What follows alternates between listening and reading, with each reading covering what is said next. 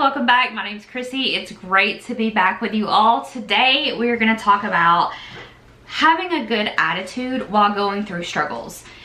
I've been pretty open the past, I'm open on the channel all the time, but the past 2, 3, 4 weeks have been hard. They've been difficult. They've been a struggle. They've been, sorry, I've got some lighting issues and there's like this big shadow. Anyway, so trying to have a positive attitude and staying positive, going through all that and what that actually looks like on a day in and day out basis. I think sometimes we think that people that are happy and that things don't seem to bother them, that, I don't know, like little butterflies come by and like do their laundry for them, and then little turtles do their bills and they have no worries and life is great, and that's just not true. One of the marks, what I believe, of a Christian who is deep in their faith and has a personal relationship with God, who studies the word, who really understands, who has a mature level of what a Christian is and what a relationship is like with God. For me, that shows the maturity of the Christian that you're in. We've all seen people and we think, how is that person still so happy or so cheerful or so joyous with everything that that's going on in their life? That is the kind of Christian that I want to be. My goal is, as I've said before, is to be as Christ-like as possible. I want, when I'm going through hard times, hard situations, hard events, to be as Christ-like as possible while I'm going through those events. That is something that I talk to God about keeping my mouth shut, keeping my ears open, my eyes open, my heart open to Him and what He wants during difficult times. And that's not always easy for me. It doesn't come natural. I'm a defender. So I like to defend. If you say something about somebody I care about, or about something that I'm passionate about, or even if you say something about me, my instinct is to defend, right? And God was telling me one day, somebody had said something about my father-in-law, and it flew all over me. And I was ready to get out of the door and just go up to that person and explain to them how wrong they were and how, all the things. And I felt God almost pulling my shirt going, sis, I have this under control. I don't need you to go up there and act like an idiot. I heard what they said. I knew what they were going to say about him before they even said it. I've already handled the situation. And that was life-changing for me. Because what it taught me is I don't need to defend myself or anyone else. When you come after a child of God, God is already going to defend. There is no need for me to do anything. God has this. If you want to talk ill about me or make fun of me or someone that I care about, God's going to handle that. I don't need to come at someone. I don't need to defend the situation. God's already in control of that. But where would we actually be without trials? I often wonder that. Where would we be without trials and tribulations? I wouldn't be where I'm at. I wouldn't even be able to relate to anybody that watches this channel if I hadn't struggled and went through what I've struggled and went through. Now, are there things that I wish I didn't have to go through? Yes. But did they make me who I am today? Yes. Are there things I wish I had not done in my past? Absolutely. Can I change that now? No. What I can do is do better going forward. I feel like sometimes we have trials so that we can relate. We are meant to be in a community of people. That's part of why I love this channel. When God called me in June of 2022 to help people like myself who are Christians who struggle with mental illness, it was very intimidating in the beginning because I had always tried to hide my mental illness from anybody and everybody. Certainly didn't want to talk about it, come onto a public platform where sometimes people just like to come on and say things just because they think it's funny. Sometimes people like to point out things that have nothing to do with what you're even talking about. And that's hard, to be raw and vulnerable with millions of people. Now, I'm not saying millions of people watch my channel, but I guess potentially they could, right? To have millions of different people's opinions of you're right, you're wrong, you're a horrible person, you're a woman, you shouldn't even be speaking about such things, you're you know, I knew you 15 years ago. So what? I knew you 15 years ago, right? I'm not the same person I was then. I'm not the same person I was 2.5 years ago, because of God, right? So if we never went through anything, if we never went through loss, or we never went through disappointment, or for me, if I never went through depression and anxiety, if I never had a mom who was very hard, if I never had those feelings of never being able to meet her standard and live up to her expectations, and being told repetitively that I did not, and never getting love from her unless I met the criteria, and that was very rare, if ever, and constantly feeling worthless and not good enough and not worthy. If I had never went through any of that, it would be very hard for me to relate. Same with where I work now. I'm not saying you have to have experience with breast cancer, whether personal or in your family, or have had any of the testing that sometimes you have for that particular disease, but I've had a mammogram for the past 15 years. I've had 2 or 3 diagnostic mammograms. I've had a couple breast ultrasounds. I've had a breast biopsy. There's been a lot that I went through. Plus I have family history of breast cancer. So I can relate when people come in and they're scared. I understand what you're going through. I understand you're scared. I understand, especially when you're talking about having a breast biopsy. It's scary. It's very, you don't know, right? Obviously we don't know what's going to happen. And so there's a lot of uncertainty, but I wouldn't know that. I could still have compassion if I didn't have those experiences, but I wouldn't understand what you're going through. So, you know, I think people feel like Christians just walk around on clouds and angels do all the work for them, and we just kind of fly by life and everything's gravy. That's not true. It's certainly not true in our circumstance. But if we never had those trials, how could we even be relatable? We would constantly judge people, constantly think that they're not as good as we are and that we're better than them. You know, honestly, we wouldn't really, in our pride, in our arrogance, would we even think we need God at that point? I don't think so. What I know is that I'm a broken person and I live in a broken world, but I'm a beautiful mess, right? And what I know is God knew all about me before I ever set foot on this earth. He created me. He knows every hair on my head and every tear I've ever cried. He knows everything about you. He loves you. You're gonna have trials and tribulations, but God, and that's one of my favorite 2 words ever. I have a sweatshirt that says that. That's how passionate I am about those 2 words, but God. Because but God is the only reason I'm here, because He pulled me out of situations that I didn't have the power to pull myself out of, and He saved me from situations that I put myself in that I should not still be alive today. So what I've learned is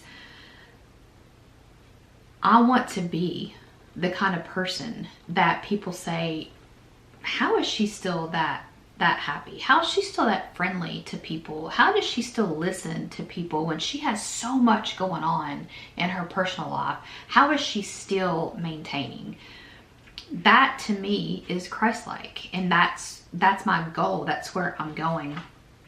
Sometimes it's hard to maintain, but I constantly remind myself when my mind starts shifting to keep my focus on God. It's easy to focus on people that are mean. It's easy to focus on the price of everything: food, gas, mortgage, vehicles, chips, a soda. It's easy to focus on wanting a bigger house, or maybe a smaller house, or maybe wanting land, or maybe wanting to live in a subdivision, or maybe wanting a spouse, maybe wanting children. It's easy to focus on the perfect job, the perfect house, the perfect everything. And it gets us diverted. It gets us distracted for what our purpose here on earth is. That the devil loves that. He loves that when he can distract us. What I try to remember is that no matter what situation I'm going through, it could be worse. I could not have a relationship with God. And it's my goal to have a positive attitude even during hard times. Do I do that perfectly? No, but I have a goal and I have something I'm reaching for, and that's crucial when you struggle with mental illness. It's crucial to have a knowledge, a base of God and His Word. So that means reading the Bible, studying the Bible, understanding it. I think a lot of us, we read it so that we can say we read it. Well, but what did you learn? What do you still remember the next day? And so that's why I recommend studying the Bible and all the things that looks like. Another thing is trials. They show us what we're made of. So trials teach you really fast. Are you patient? Are you kind? Do you have self-control? There's a lot of things that I learned about myself during trials, and I'm gonna tell you now, not all of them are good. They teach me where I'm weak. They teach me where I still need to grow. They teach me on things that maybe I wasn't even paying attention to. Maybe it's a pride thing, or maybe it's something that I thought I had moved past. Maybe it's something that I didn't even realize I had a problem with. Trial, they teach you and show you what you're made of. They show our maturity level in God. So if something bad happens, if I'm stuck in traffic and I start cussing and yelling and screaming and doing gestures to every driver I pass because I'm mad that I'm in traffic, there's probably a little, something you need to work on, patience and self-control, pride, arrogance. If you go to the grocery store and everything you want they're out of stock of, and you want to tell the clerk off, or if you're at the doctor's office and it's 15 minutes past your appointment and you want to go tell the receptionist off, there may be some things you should work on, right? I'm not saying that we don't feel irritation and we're less patient, but what I'm saying is that we make better choices and that we learn to have a good attitude during hard times. That's not something for me that comes natural. It's something I have to actively work on. The biggest thing that I've done is what I said earlier, is I refocus on what's important. So if I'm having a bad day or a bad moment, I stop and think, what's going through your head? What are you actually thinking about? And have you taken your attention off God? Are you not keeping Him first and foremost? Are you allowing other things to control the way you think? And that has helped night and day. I don't know how I've made it through this past, coming up on a year, the end of April.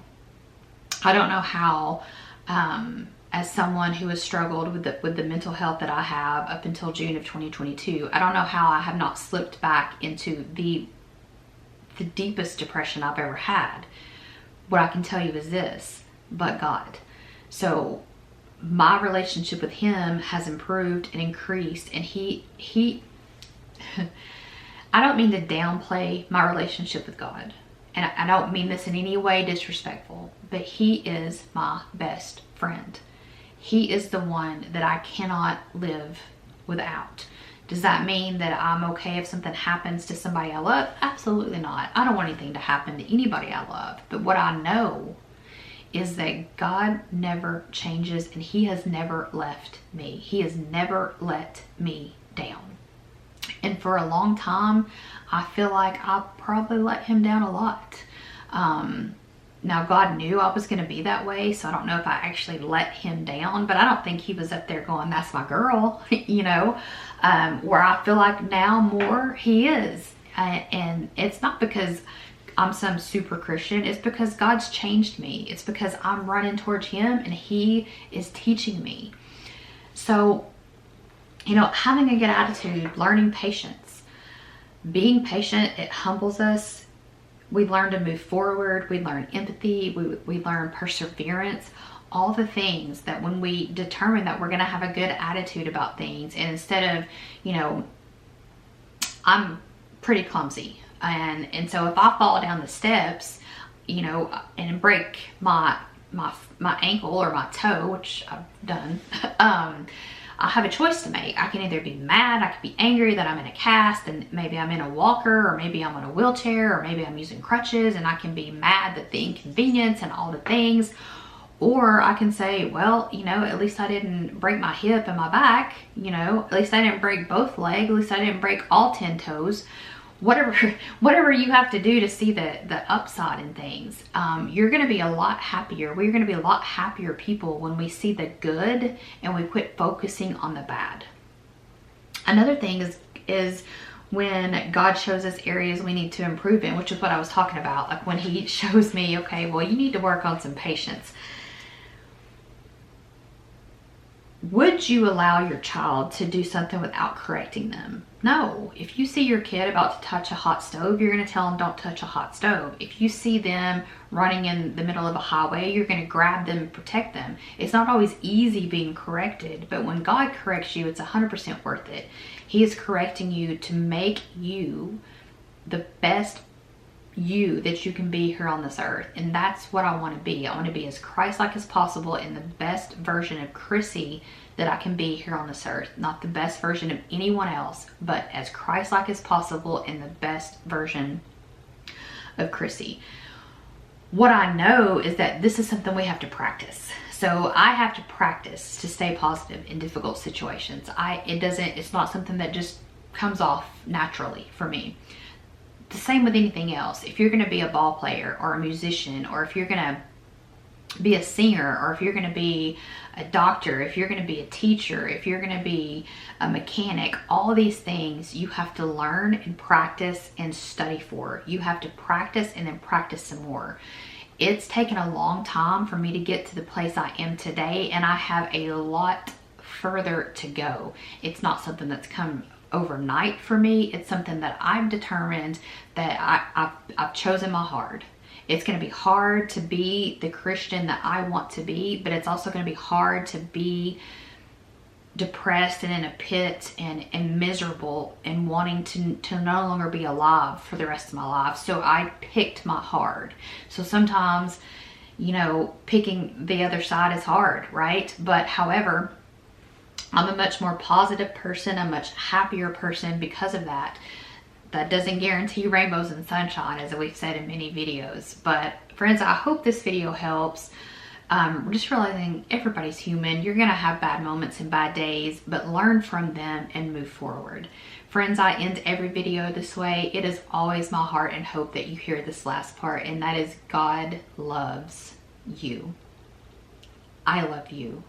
Your friends, your family love you, and we need you here. We'll see you in the next one, guys. Bye.